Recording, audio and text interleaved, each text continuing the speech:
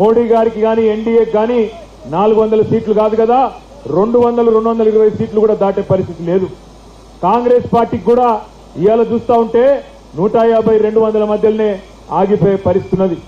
ఎందుకు గెలవాలి బీఆర్ఎస్, ఎందుకు ఉండాలి గులాబీ జెండా పార్లమెంట్ లా అంటే మీరిగిన్న 10-12 సీట్లు మాకు అప్పచెప్తే రేపటి రోజున అటు ఎన్డీఏ ఇటు యూపీఏ ఇద్దరు వచ్చి కేసీఆర్ గారి దగ్గరికి వచ్చి అన్నా దండం పెడతాం, మీ తెలంగాణకి ఏం కావాలంటే చేస్తాం, మీరు దయచేసి మాకు మద్దతు ఇవ్వండి అని వాళ్లే మన దగ్గరకు వచ్చే పరిస్థితి రావాలంటే మన ఎంపీలు ఉండాలి, గట్టి గొట్లాటోళ్ళు ఉండాలి. వాళ్ళ చేవెళ్ల పార్లమెంట్ పరిధిలో మిమ్మల్ని ఆలోచించమని కోరుతా ఉన్నా. నేను ఎవరెవరికి మధ్యన జరుగుతున్నది పోటీ. నిన్న మొన్నటిదాకా ఇక్కడ ఉండి, నిన్న మొన్నటిదాకా మీరు గెలిపిస్తే గెలిచి, నిన్న మొన్నటిదాకా కేసీఆర్ గారు అవకాశాలు ఇస్తే అవకాశాలు వాడుకొని మంత్రి పదవులు అనుభవించి, ఎంపీ పదవులు అనుభవించి, ఇచ్చిన ప్రతి అవకాశాన్ని మీ దయతో, మీరేసిన ఓట్లతో, ఏపించిన ఓట్లతో గెలిచిన వాళ్ళు ఈరోజు తల్లి పాలు దాగి రొమ్ము గుద్దినట్టు తల్లి లాంటి అమ్మకు, ఇవాళ అమ్మ లాంటి పార్టీకి మోసం చేసిన రంజిత్ రెడ్డి, పట్నం మహేందర్ రెడ్డికి బుద్ధి చెప్పాల్సిన బాధ్యత మనందరి మీద ఉన్నది.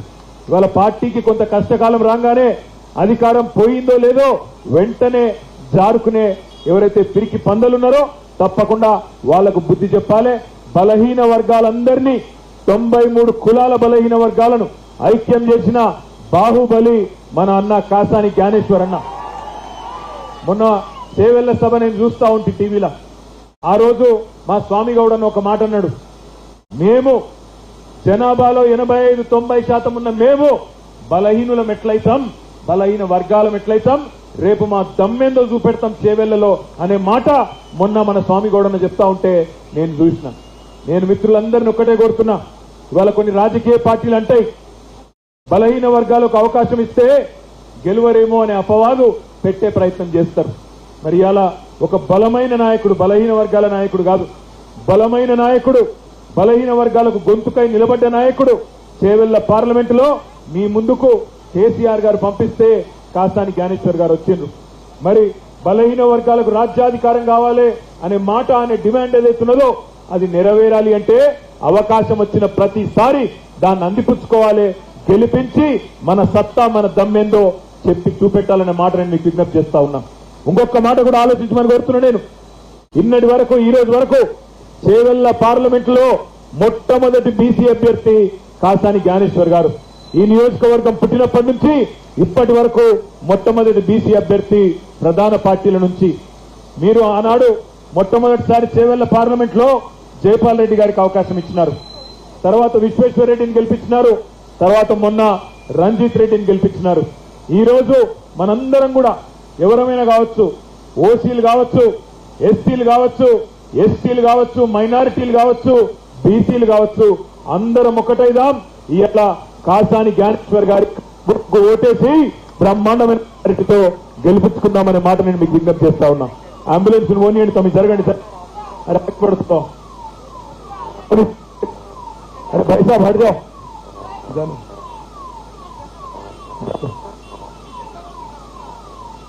మీ అందరితోని ప్రార్థించేది ఒకటే, నాకు తెలుసు 20 రోజులు ఎండలు బాగున్నాయి, ఇబ్బంది ఉన్నది, కానీ మన ప్రజల దగ్గర పోవాలి, అడగాలి. అరిచేతిలో వైకుంఠం చూపెట్టి అధికారంలోకి వచ్చిన కాంగ్రెస్ పార్టీ మాటలు ప్రజలకు గుర్తు చేయాలి, అడగాలి. రైతులని ఏమైంది, 2 లక్షల రుణమాఫీ అయిపోయిందా అని అడగాలి. 10,000 ఇస్తా,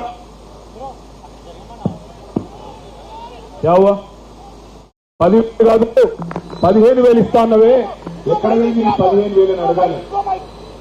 9 జెండాలంటే కొద్దిగా ఇచ్చేస్తాను.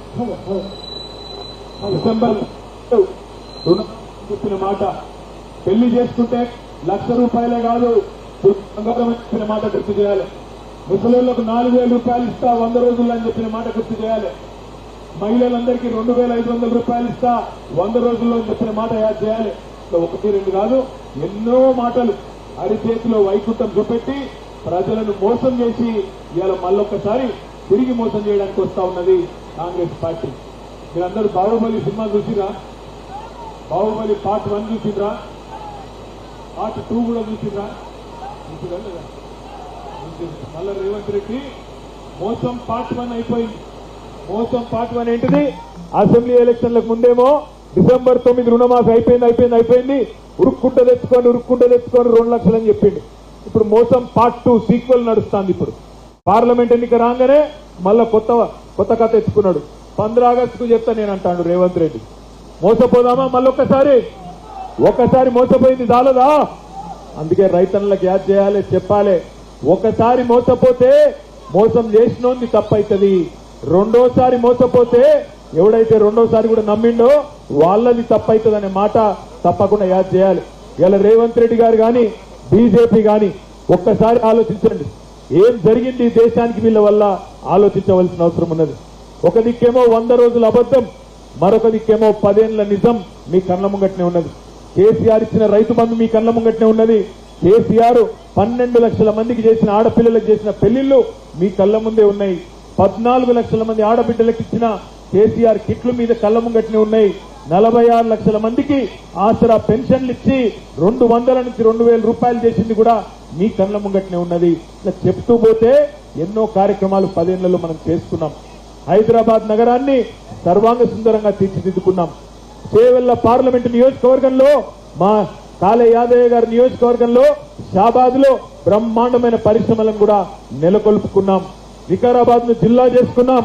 వికారాబాద్ లో ఇవాళ కలెక్టర్ ఎప్పటి నుంచో వికారాబాద్ ప్రజల కళ అది, దాన్ని నెరవేర్చింది కేసీఆర్ గారు. ఇక్కడ ఉండే గిరిజన సోదరులు ఎంతో మంది ఎన్నటి నుంచో అడుగుతున్నారు మా తాండాల మా రాజ్యం ఉండాలని, దాన్ని కూడా నెరవేర్చింది కేసీఆర్. ఇట్లా నేను చెప్పమంటే ఇంకో గంట సేపు చెప్తా గానీ ఎండ బాగున్నది, మీరు కూడా బేజారైతారు, ఎక్కువసేపు చెప్ప. ఇంకొక మాట కూడా మా యాదన్న యాద్ చేస్తున్నాడు. 111 జీవోను కూడా అందరు చెప్పినోళ్లే గానీ ఆఖరికి ఎత్తేసింది కేసీఆర్ అనే మాట యాద్ చేయమని చెప్పి మా యాదయ్య గారు చెప్తా ఉన్నారు. ఒక 111 జీవో, ఒక మంచినీళ్ళు ఇచ్చుడు, రైతులకు రైతు బంధు ఇచ్చుడు కాదు, చెప్తే ఇంకో గంట చెప్పొచ్చు. అదే ఈ రోజు బీజేపీ వాళ్ళు తిరుగుతున్నారు.